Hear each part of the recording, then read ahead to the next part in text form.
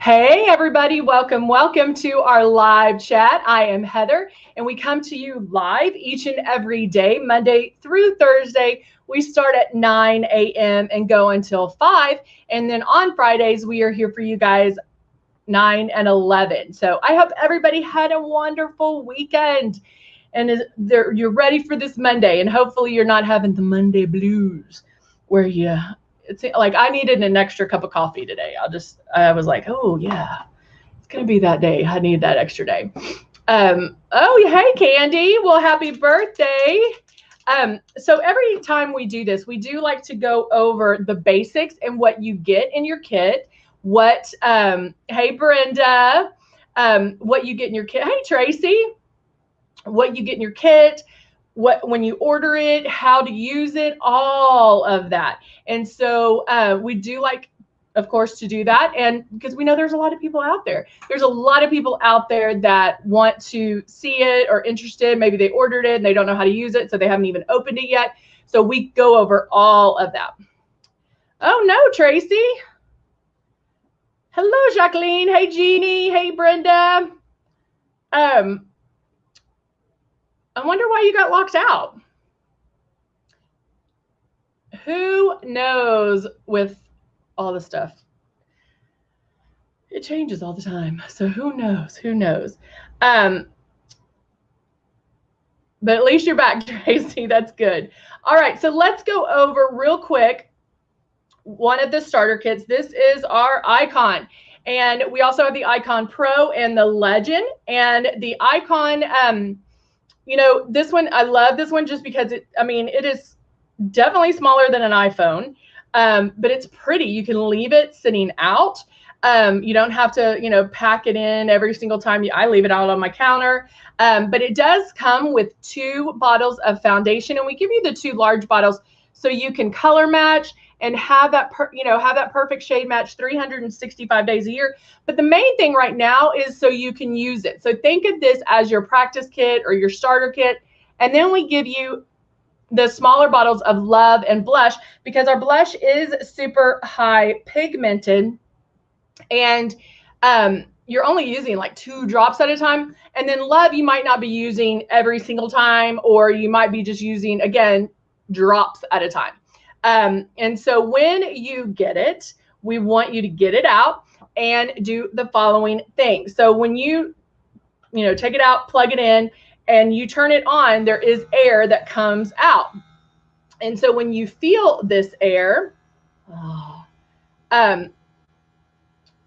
let's see, everybody's talking today. I'm loving it.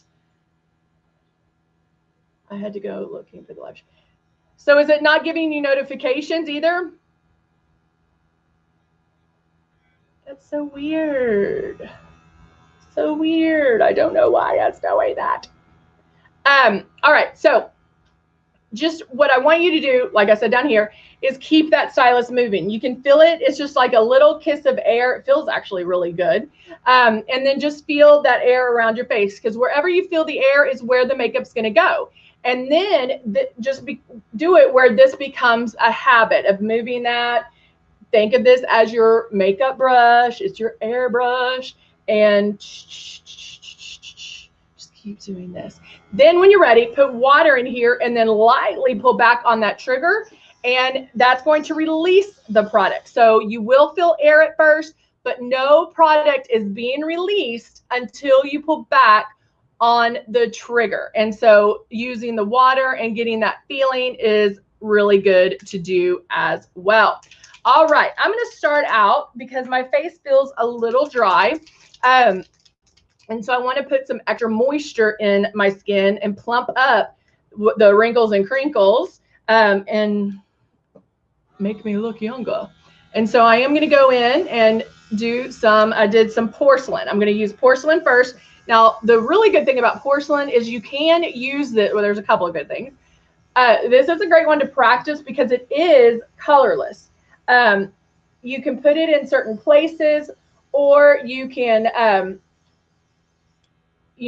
put it like, I'm concerned about my eyes and having wrinkles and crinkles there. So there's a lot you can do with it. But I just love the fact I can put this on before, obviously, but you can even put it on afterwards.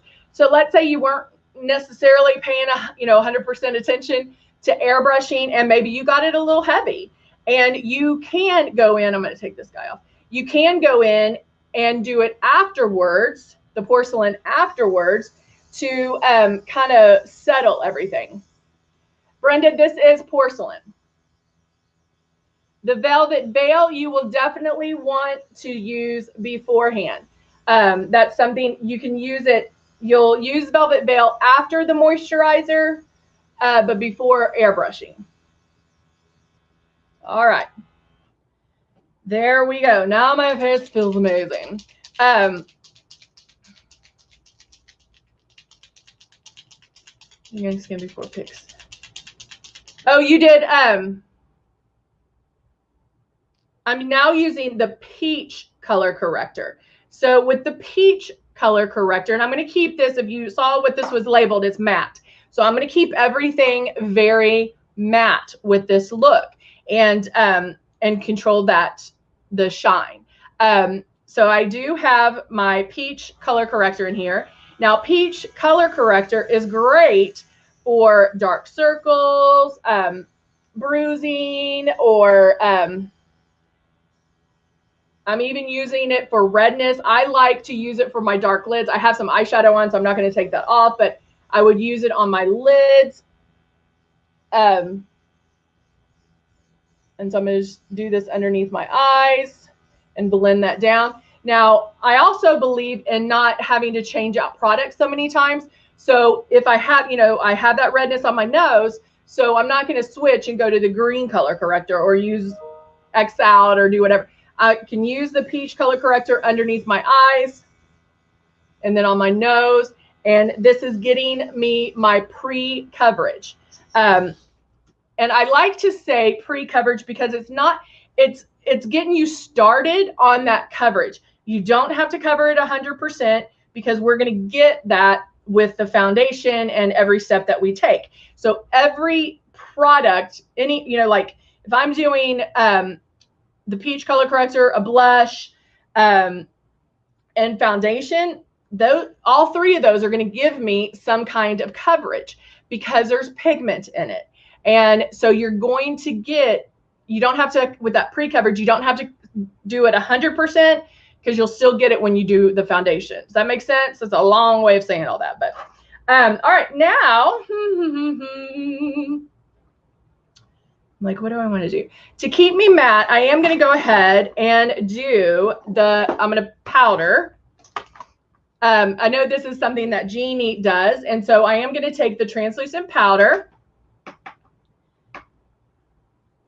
and just powder a little, maybe on those areas that you do get shiny, or you can do it all over your face or just T-zone.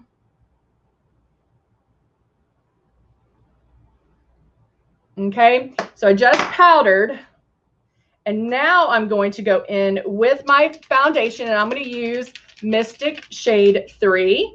And Mystic will give me a higher coverage because it is a higher pigmented, like a higher pigmented load. And then I'm going to use that and start a pass. So I can go in, make a pass, go down my nose, blend it on my eyes. Hey, Donnie, how are you? And notice, like, I keep my stylus moving, but I'm not racing. I don't have to worry about, oh, I have to do it in a certain amount of time, or, oh, I have to get it everywhere. No, you just, when you find that sweet spot of how, when you're pulling that trigger back, where it's very light, where it almost dries instantly, it's not getting it's only going where you point it, all of that. You don't have to hurry because you're in control over what is being let out. And so then I can look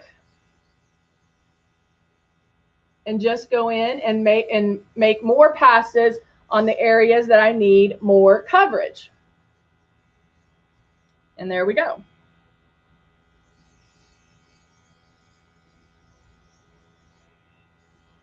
Haven't tried it again. Oh, thank you, Brenda.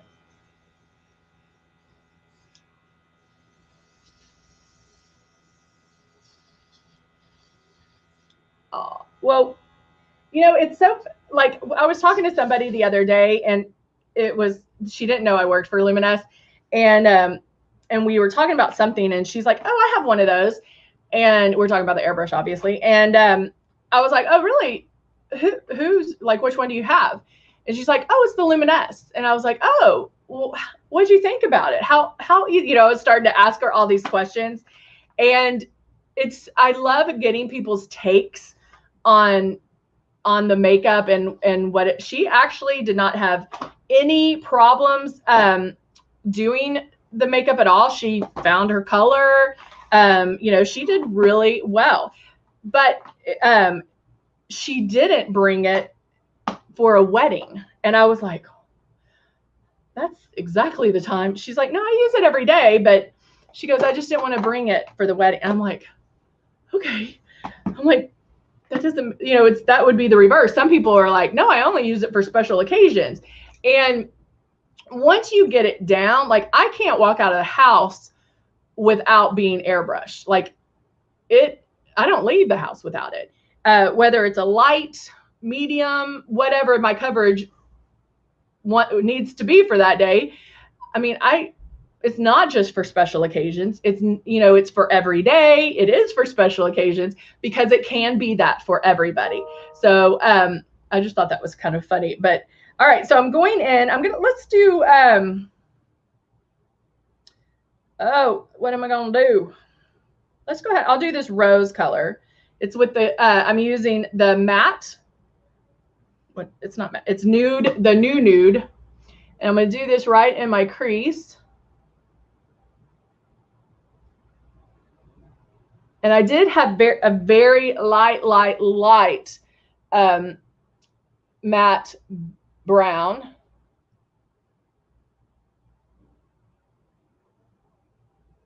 And going back and forth. Now I'm going to take a flat eyeshadow brush and with, what is this, Desert. I'm going to, this again, it's very matte.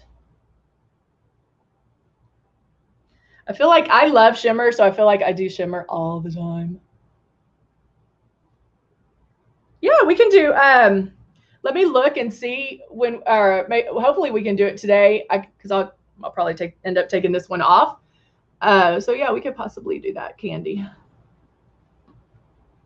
All right, so just did that. Now I'm going to go back in with that color and blend that so not so much of the light is showing, where I can kind of mute it down just a little.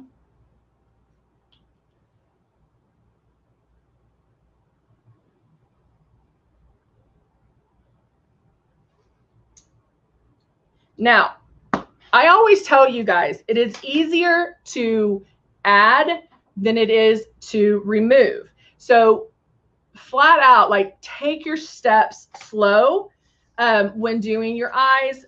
You know, take a step back, look. You can blend it if you, and I'm taking just a paper towel and going back and forth to blend it if I felt like this was too much. Or you can even take a nice, you know, clean brush, maybe some powder, and just swipe it through to also maybe mute that down a little. But I find that because blending is so important when doing eyes, I feel like if you just keep blending, it helps a little bit it'll just help the eye look better, period. But then it just looks, it'll start looking softer too. So Brenda, that's a good question. Brenda just asked, can you use both powder and airbrush eyeshadows on the same application? For sure, for sure. And honestly, there's really no, there's no right or wrong answer on how to do it. Because it depends on which ones you're using. So you would still do if you're using airbrush, you would do the light color first. So whether that's airbrush or powder, you would do the light color first and go up from there. You know, sometimes I'll do a regular eye with regular eyeshadow, and then I'll go in and airbrush the dark on the crease. Or if I'm lining with the airbrush, with the eyeshadow, obviously I'm going to do the darkest one last. And so maybe we'll do that next hour where I can kind of change that up a little bit. I have to see what colors I have, but we can do that. Now I'm going to take, I was looking for my mascara. I'm going to do a little bit of contouring, not too much.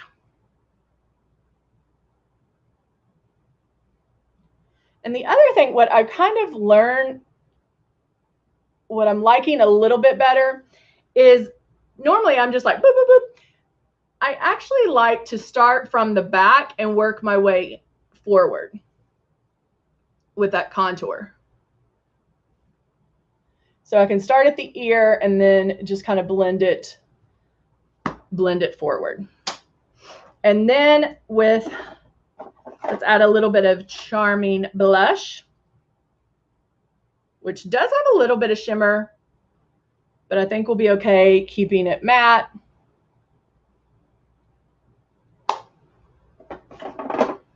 Because it's not going to be too much. And then I'm going to do a little bit of mascara.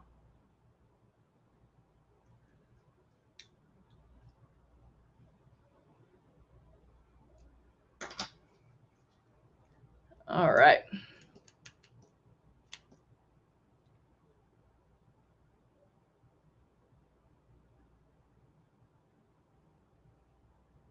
Separating the lashes. I use the thicker part of the brush to get it on, to get the mascara on the lash.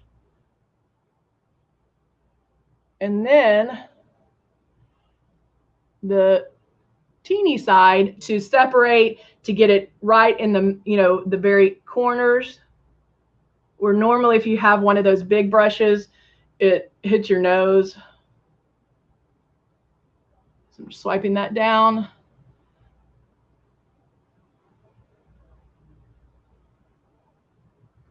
And separating those.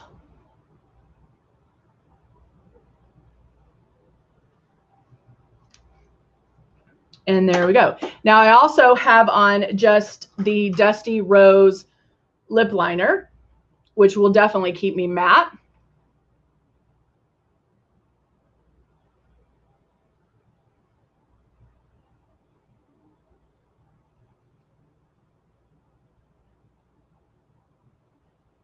Drawing outside the line and then filling it in. And there we go. Boom! There you go. Very matte look, even though we did use the Charming Blush, which has just a teeny weeny bit of gold in it. It's okay, not a lot showing. Plus the fact we did contour with the Cut 1 palette, so that's still matte, and that will keep you matte as well. If you need to powder afterwards, you can. We did powder before, so that will work on keeping us very, very matte. And so if you do need to, even the Velvet Veil we talked about earlier, the Velvet Veil will definitely keep you matte. So if you have a problem with some shine during the day, like T-zone area or forehead or whatever, you can put Velvet Veil just in those areas, and that will keep you matte as well. So thank you, Jeannie. I was like, I need some, I do have black on, but I was like, I need some color. I need some fun color. So there you go. All right. Well, maybe we'll use lashes today. I was thinking about that. We could use lashes today. I have to shoot a video real quick, so I was like, might as well just put some mascara on.